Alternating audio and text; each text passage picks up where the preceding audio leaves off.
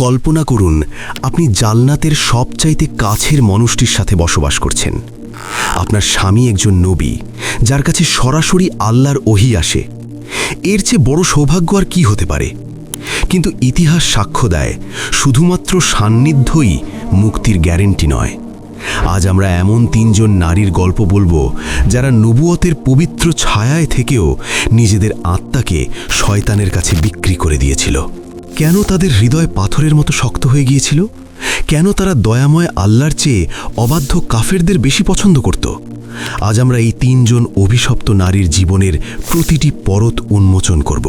হযরত নূহ আলাইহিস সালাম যখন তার জাতিকে দাওয়াত দিচ্ছিলেন, তখন তার প্রধান বাধা ছিল তার নিজের স্ত্রী ওয়াহিলা।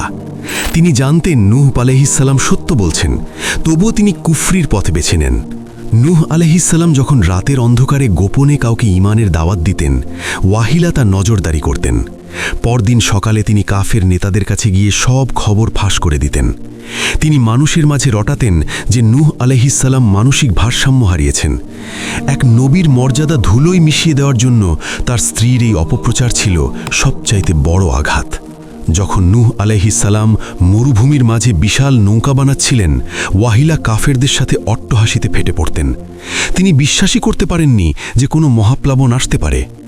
আকাশ ও জমিন থেকে যখন পানি উপচে উঠতে শুরু করল, তখন ওয়াহিলা কাফেরদের সাথে নিয়ে পাহাড়ের চূড়ায় আশ্রয়ের জন্য দৌড়ালেন। নূহ আলাইহিস সালাম তাকে শেষবারের মতো ডেকেছিলেন, কিন্তু অহংকার তাকে নৌকায় উঠতে দেয়নি। এক বিশাল ঢেউ এসে তাকে ইতিহাসের আস্থা করে নিক্ষেপ করল। বন্ধুরা, পরবর্তী অধ্যায়ে যাওয়ার আগে আপনাদের জন্য একটি প্রশ্ন। হযরত নূহ আলাইহিস সালাম কত বছর তার জাতিকে দাওয়াত দিয়েছিলেন? ক 500 বছর, খ 950 বছর, গ 1000 বছর। আপনার উত্তরটি এক্ষুনি কমেন্ট বক্সে লিখে ফেলুন। দেখি কে কে সঠিক জানেন। হযরত লূত আলাইহিস সালামের স্ত্রী ওয়ালিহা নিজে কোনো অশ্লীল কাজে লিপ্ত ছিলেন না। তার অপরাধ ছিল ভিন্ন এবং সূক্ষ্ম। তা হল পাপীকে ভালোবাসা। যখন ফেরেশতারা অতি সুন্দর যুবকের বেশে লূত আলাইহিস সালামের মেহমান হলেন, লূত আলাইহিস সালাম তাদের লুকিয়ে রাখতে চেয়েছিলেন, কিন্তু ওয়ালিহা ছিল বিশ্বাসঘাতক। তিনি ঘর থেকে ধোঁয়া বের করে অথবা শীষ দিয়ে বাইরে অপেক্ষামান কামাতুর কাফেরদের সংকেত দিলেন, আজ আমাদের ঘরে সুবর্ণ সুযোগ এসেছে। তিনি জানতেন তার কম কতটা জঘন্য পাপে লিপ্ত, তবুও তিনি তাদের পক্ষ নিয়ে আল্লাহর নবীর বিরোধিতা করলেন। জিবরাইল আলাইহিস সালাম যখন তার পাখা দিয়ে পুরো শহরকে আকাশে তুলে নিয়ে উল্টে দিলেন, তখন পাথর বৃষ্টির শব্দে আকাশ বাতাস প্রকম্পিত হয়ে উঠল। লূত আলাইহিস সালামের স্ত্রী পালাতে চাইলেন, কিন্তু আল্লাহর নির্দেশ অমান্য করে পিছনে ফিরে তাকানো মাত্রই একটি পাথর তার মাথা চূর্ণ করে দিল। লূত আলাইহিস সালামের কওমকে ধ্বংস করার জন্য কোন প্রধান ফেরেশতা এসেছিলেন?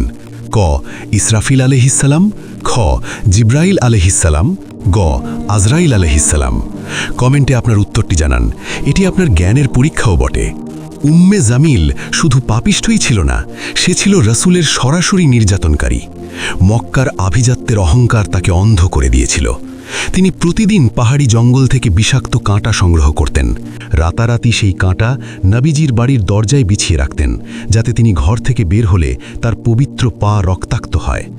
আল্লাহ তার উপর এতই ক্রোধান্বিত ছিলেন যে সূরা লাহাবে তাকে জ্বালানি কাঠ বহনকারী বা হাম্মালাতাল হাতাব বলে অভিহিত করেছেন, কারণ তিনি শুধু কাঁটাই নয়, গীবত ও ফিতনার জ্বালানি ছড়িয়ে বেড়াতেন। কথিত আছে, যখন তিনি ক্লান্ত হয়ে একটি পাথরে পিঠ ঠেকিয়ে বসলেন, তখন তার পিঠে থাকা কাঁটার বোঝার দড়িটি তার গলায় ফাঁস হয়ে যায়। তিনি নিজের হাতে সংগৃহীত কাঁটার ভারেই শ্বাসরুদ্ধ হয়ে মারা যান। উম্মে জমিলের গলার হাড়টি জাহান্নামে কিসের রশিতে পরিণত হবে বলে কোরআনে বলা হয়েছে? ক আগুনের রশি, খ লোহার রশি, গ খেজুর গাছের আঁশের পাকানো রশি। উত্তরটি কমেন্টে দিন এবং ভিডিওর শেষে মিলিয়ে নিন। এই 3 নারীর ইতিহাস আমাদের এক কঠিন সত্য মনে করিয়ে দেয়।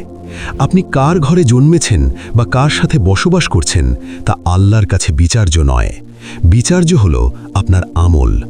নূহ ও লূতের স্ত্রীরা নবীর স্ত্রী হয়েও জাহান্নামী হলেন, কারণ তাদের মনে ঈমান ছিল না।